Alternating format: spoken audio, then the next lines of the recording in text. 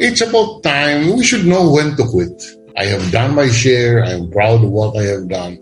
And let's give others a chance who have new ideas. Bakit kusang nag-retire si Franklin Drilon matapos ang 36 years sa kapangyarihan? At bakit hanggang ngayon parang hindi pa rin siya nawawala sa politika? Kung tapos na ang kanyang career, bakit patuloy pa rin siyang nakikialam sa malalaking issue ng bansa? At ang mas direktang tanong, retirement ba talaga ito? O impluensya pa rin ang pinapairal niya sa likod ng lahat? Para maintindihan si Drilon, kailangan talagang balikan ang pinagmulan niya. Dahil dito mo makikita kung bakit iba ang kanyang trajectory kumpara sa maraming politiko sa Pilipinas. Lumaki siya sa Iloilo City sa isang simpleng pamilya, anak ng isang empleyado ng gobyerno at produkto ng public school system, isang kapaligiran na malayo sa karangyaan pero puno ng disiplina at pagpapahalaga sa edukasyon, kung saan ang tagumpay ay hindi ibinibigay kundi pinaghihirapan. Hindi siya galing sa political dynasty, wala siyang apelyidong agad kikilalanin sa national level, walang backer, walang koneksyon, walang shortcut, kaya mula pa lang sa simula ay malinaw na sa kanya na kung gusto niyang umangat, kailangan niyang paghirapan ang bawat hakbang at patunayan ang sarili sa bawat pagkakataon.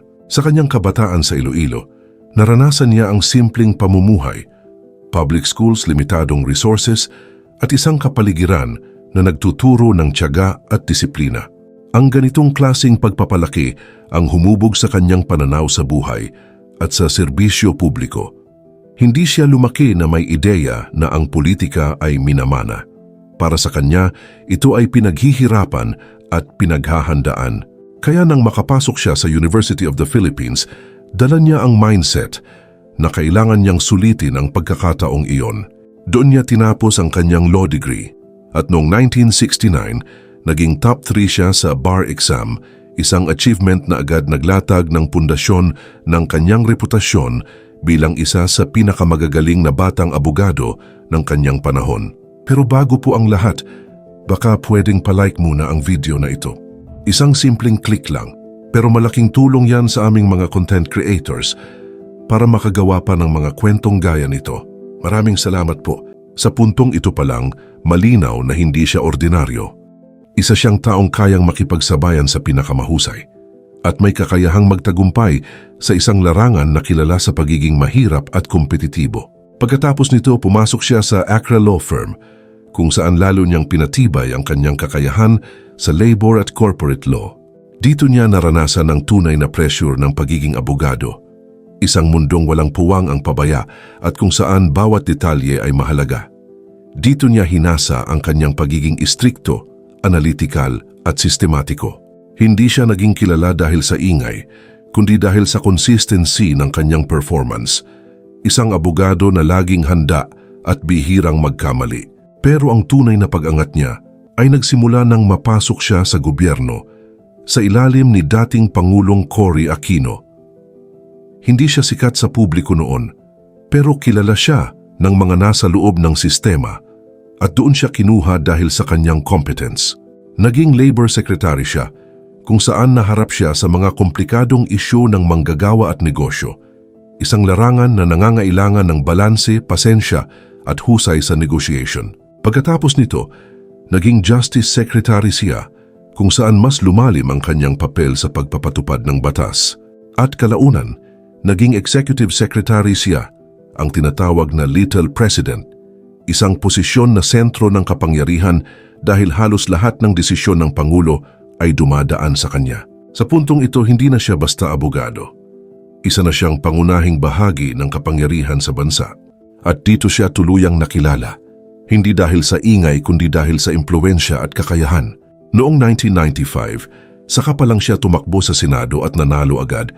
Patunay na ang kanyang pangalan ay dala ng track record at hindi lang ng kampanya. Mula doon tuloy-tuloy ang kanyang pag-angat. 4 na beses naging Senate President, mahigit 2 dekada sa Senado at kinilalang isa sa pinaka-eksperto pagdating sa national budget. Kilala siya bilang mahigpit, detalyado at hindi nagpapalusot, lalo na pagdating sa pera ng bayan. Sa mga budget hearing, siya ang isa sa pinaka-inaabangan at kinatatakutan dahil sa kanyang kakayahang himayin ang bawat numero at tuklasin ang mga kahinaan sa sistema. Ngunit kasabay ng kanyang pag-angat ay ang pagdikit ng mga kontrobersya. Isa sa pinakamalaking issue ay ang pork barrel scam o PDAF noong 2013 kung saan nabanggit ang kanyang pangalan sa affidavit ni Janet Lim Napoles. Agad niya itong itinanggi at iginiit na wala siyang anumang transaksyon sa mga NGO ni Napoles.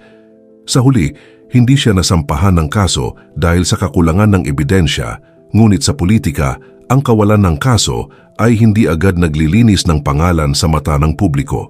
Ang duda ay nananatili at ito ang isa sa mga aninong sumunod sa kanya hanggang sa huling bahagi ng kanyang career. Bukod dito, naging issue rin ang ilang proyekto tulad ng Iloilo Convention Center na inakusahan ng overpricing, ngunit kalaunan ay ibinasura rin ang mga kaso laban sa kanya. Gayunpaman tulad ng PDAF issue, ang mga ganitong kontrobersya ay nagiiwan ng marka sa perception ng publiko. Isang bagay na mahirap burahin kahit wala kang legal na pananagutan. Sa likod ng kanyang matatag na imahe bilang leader, may personal siyang pinagdaanan na hindi rin madali. Noong 1995, pumanaw ang kanyang unang asawa na si Violeta Calvo dahil sa cancer, isang napakabigat na dagok, lalo na't kasabay ito ng pagsisimula ng kanyang buhay bilang senador. Hindi lang asawa ang nawala sa kanya kundi partner sa buhay at propesyon. Sa kabila nito, pinili niyang magpatuloy, kinampanan ang kanyang tungkulin bilang ama at bilang lingkod ng bayan, kahit dala ang bigat ng personal na pagkawala. Pagkalipas ng 2 taon, muling nagkaroon ng bagong yugto ang kanyang personal na buhay nang siya ay magpakasal kay Mila Genuino, ang kanyang pangalawang asawa, na naging katuwang niya sa mga sumunod na taon.